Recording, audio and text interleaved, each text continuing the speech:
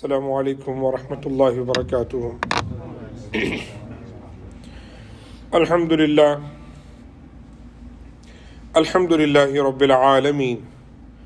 والعاقبة للمتقين والصلاة والسلام على سيد الأنبياء والمرسلين وعلى آله وأصحابه الطيبين الطاهرين أما بعد أعوذ بالله من الشيطان الرجيم بسم الله الرحمن الرحيم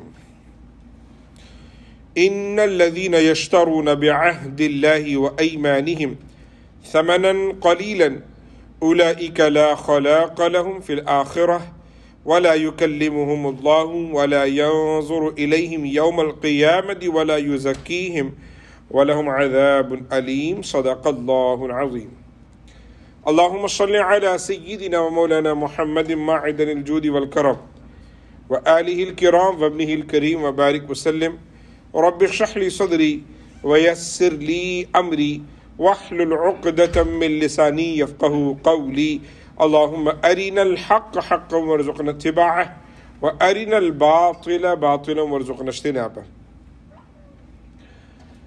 My beloved Nabi Prophet Muhammad sallallahu ta'ala alayhi wa sallam's beloved followers, inshallah today we will talk about another major sin, and this major sin is actually in several times, especially in our younger age, several times our youth, our kids, they use it, you could say they commit this. May Allah subhanahu wa ta'ala protect all of us. Today inshallah we'll talk about taking an oath with bad intention. Having a qasam. Whenever we say, Wallahi, I will do this. And having this intention that I will not do it. Right?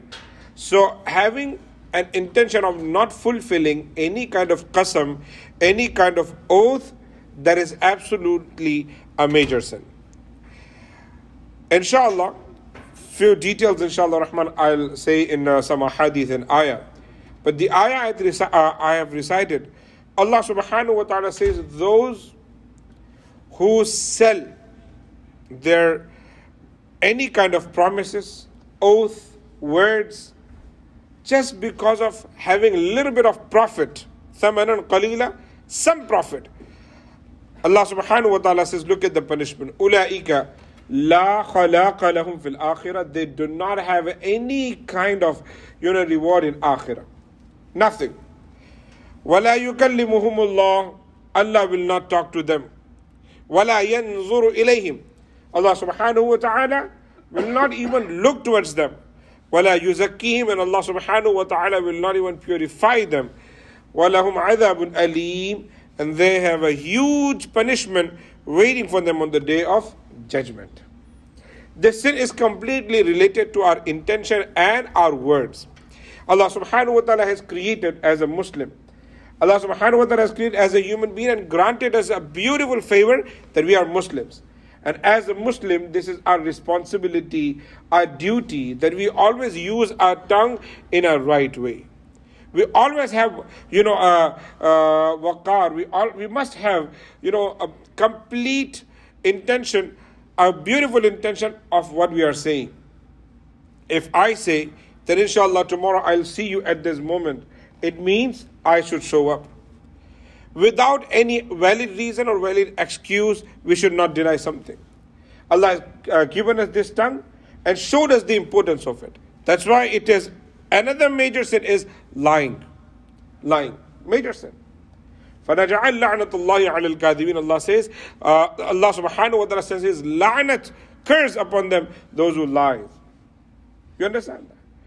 Lying is a major sin, and upon lying, there is huge sin that you lie, you say, and you take qasam of Allah subhanahu wa ta'ala, qasam of some important thing, and then you lie more. So may Allah subhanahu wa ta'ala give us tawfiq that we always stay away from this. The background of this ayah is a sahabi, Sayyidina Abdullah ibn Mas'ud, he narrates that this narration was about a sahabi, Hazrat Ash'ath radiallahu ta'ala anhu, They had some ikhtilaf, some argument, some dispute about the land. And then with one Jew, they came to Rasulullah sallallahu alaihi wasallam, and then Rasulullah says, do you have any witness? He says, no. Then Rasulullah says, okay, then take a qasam, take an oath that this is yours. Then the Sahabi says, okay, I am Muslim, and I am afraid of Allah and His beloved Nabi Prophet Muhammad sallallahu alaihi wasallam. What about him? He may take wrong oath, right? He can lie, he can take qasam, and then he would deny because he has no fear. Allah subhanahu wa ta'ala descended that ayah in the same moment. Never think about this. No matter who is, no matter. But if somebody who takes an oath with this intention that I will not fulfill it, or I'll get some profit of it, or I'll get, some respect, somebody will be happy with me with my few words, just saying a qasam and not having an intention of fulfilling that, Allah subhanahu wa ta'ala, look at the punishment. He says, La khalaqa lahum fil akhirah. No any portion in akhirah. First thing. Wala yukallimuhum Allah. Allah will not speak to them. And then wala yanzuru ilayhim, not even look towards them. Wala yuzakkihim, Allah will not purify them. Walahum adhabun alim, they have a huge adhab waiting for them in the akhirah. So never ever say with the qasam if you think that you cannot make it. Just say, I will try it, inshallah. Just say, and just got to remember something. The use of inshallah is also for denying right now. Somebody says, will you come tomorrow, inshallah, in our program? Inshallah. But what they mean? No, yes, they actually put on Allah subhanahu wa ta'ala, but actually they mean they cannot come.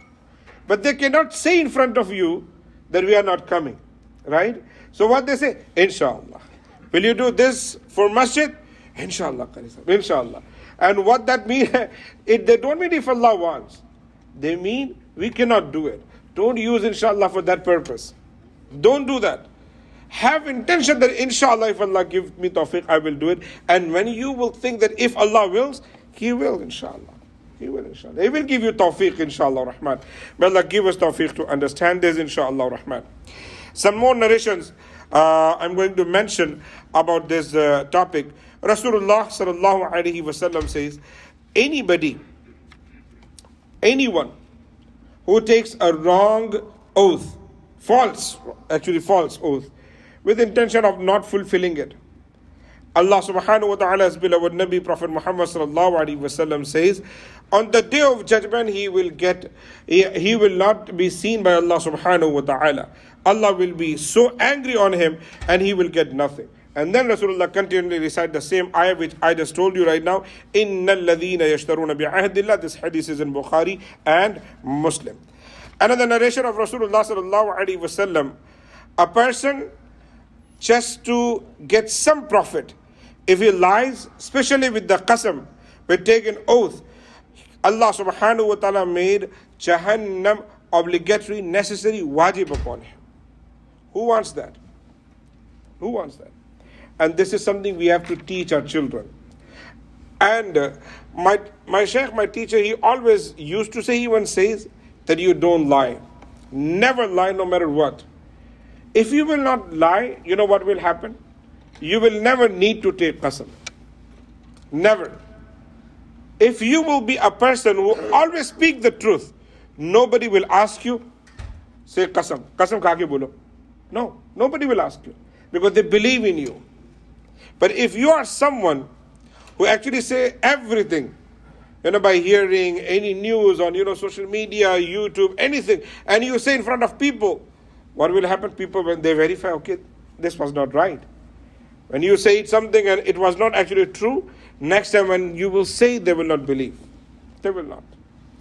In Farsi, there's a beautiful saying we read in our first year of Aalim course. It says, Shunida kai buvan maninda dida. Do not say anything which you hear actually. It's not necessary that everything which you hear, it is true. No. You can hear whatever you want, of course. But when it is time to say something, you must verify something. You must verify it. You know what you are saying is true. When that happens, nobody asks you to prove it. Nobody tells you to take qasam. But what happened, especially with our children, when they say something, sometime, and we don't know anything, what happened? We say, are you not lying? You are speaking the truth? telling lies or something. Again and again when that happened, a child, he realized, my dad, he does not trust me. So what happened? To keep their thing a little higher, they start taking qasam. Wallahi. Wallahi. And when we were young, we used to do like this, putting your finger on throat or qasam se. But it's all, no needed. وَلَا تَجْعَلُوا اللَّهَ عُرْضَةً لِأَيْمَانِكُمْ أَن تَبَرُّوا وَتَتَّقُوا وَتُصْلِحُوا. You do not have to do this. Do not make Allah subhanahu wa ta'ala, do not use Allah subhanahu wa ta'ala as an object of your qasam. Allah says, don't do this. Don't do this. Always speak the truth. When you speak the truth, people will believe in you, insha'Allah Rahman. Some more hadith, and that is so, hard word which Rasulullah sallallahu alaihi wasallam says, وقال رجل والله لا يغفر الله لفلان فقال الله تعالى من ذا الذي يتألى علي أني لا أغفر لفلان فقد غفرت له وأحبطت عملك. Rasulullah sallallahu alaihi wasallam says something very hard, and he says, do not even lie, especially, and do not take qasam of something which you do not know. And it should not be especially about somebody's ibadat or worships or a'mal. If somebody says that wallahi, means by Allah subhanahu wa ta'ala, by God, Allah will not accept your ibadah. He will not forgive you. He will not give you Jannah. Then Allah subhanahu wa ta'ala says, okay, in that case I will forgive him and I will not forgive you. Your a'mal, your actions will be completely erased, completely deleted. May Allah subhanahu wa ta'ala give us tawfiq to use our tongue properly, our words properly, our sayings properly, our conversation, our words should be coming properly, inshallah rahman. It should not be lie. It always, it should be, always it should be pure, authentic, verified, and truth, inshallah rahman. When we will have that kind of thought, inshallah rahman, we will get closer to Allah. Because lying, it is a bad thing. Allah subhanahu wa ta'ala's beloved Nabi Prophet Muhammad sallallahu alaihi wasallam says, alaykum wal kidba, stay away from lying. Why? What happened? فَإِنَّ الْكِذْبَ يَهْدِي إِلَى الْفُجُورِ. Lying again and again, that takes you towards disobedience of Allah subhanahu wa ta'ala. It makes you disobedient. وَالْفُجُورُ يَهْدِي إِلَى النَّارِ. And disobedience of Allah subhanahu wa ta'ala leads you towards Jahannam. وَإِنَّ الرَّجُلَ لَا يَكْذُبَ حَتَّى يُكْتَبَ عِنْدَ اللَّهِ كَذَّابًا. If you keep lying again and again, your name is written in the court of Allah subhanahu wa ta'ala as a kadhab, the biggest liar. Do we need that? Anybody wants that his name should be in the sight of Allah subhanahu wa ta'ala as kadhab? No. We do not even want over here in this world. Nobody wants to be called as a liar. Somebody says, you're a liar. How would you feel? You don't want to be called that. Nobody wants to be called that. So if that happens, how come we want to be called in the sight of Allah subhanahu wa ta'ala? So please do not do that. In last few minutes I'll talk about another thing, and that is, many of us, we do take qasam, and qasam which is not allowed. It's called yamin ghamus. Means qasam should be qasam of Allah subhanahu wa ta'ala, and it should be only if needed. That without qasam you cannot actually, go ahead in that matter, and that happens only when it is about property dealing, if it is about, owning a property or something. In those cases, when about relationship or something, otherwise not. Did you eat or not? And you do not have to prove it. Oh, wallahi, I ate it. You don't have to do this. Okay? In a hadith in fiqh, it is not allowed to take qasam of, some other things. It should be properly of Allah subhanahu wa ta'ala, malaika, amanat, and Kaaba, such things only. It should not be, my dad, my father, my mother, my children. That's what people do, right? Abba ki qasam, meri walida ki qasam, meri qasam, teri qasam, bachon ki qasam. It's not allowed. Not allowed. Rasulullah sallallahu alaihi wasallam says that it is absolutely not allowed, and Rasulullah sallallahu alaihi wasallam says, never ever take qasam of the idols. The idols, because it's a very bad thing. And never ever take a qasam of your parents. This is a Muslim. Never do that. And Rasulullah sallallahu alaihi wasallam said, the person who takes a qasam with the intention of not fulfilling it, or he did that but he did not fulfill it and he did not even excuse it, Rasulullah says, he is not from us. I do not care about him. He can do whatever he wants. Allah subhanahu wa ta'ala's beloved Nabi is going away from him. If that's the case, so what we have to do, never ever do qasam first thing. If you have to, then you should know you are sure of it. And if you did it, and especially if it is something about future, there are two type of thing, right? Firstly, you have done or not in past. Okay, wallahi, I have done it. Wallahi, I haven't done it. It is about the past. But something about future, wallahi, I will do it. Wallahi, I will go there. So do not do that. You should say inshallah instead. But if you have said it, you have to be very sure. And if you could not do it with any purpose, you must say your excuse. And whatever the kafara of the qasam, you should know that. فَكَفَارَتُهُ إِطْعَامُ عَشَرَةِ مَسَاكِينَ مِنْ أَوْسَطِ مَا. If you have broken your qasam, you have to feed 10 people, needy people. Or you free a slave person with absolutely we do not have.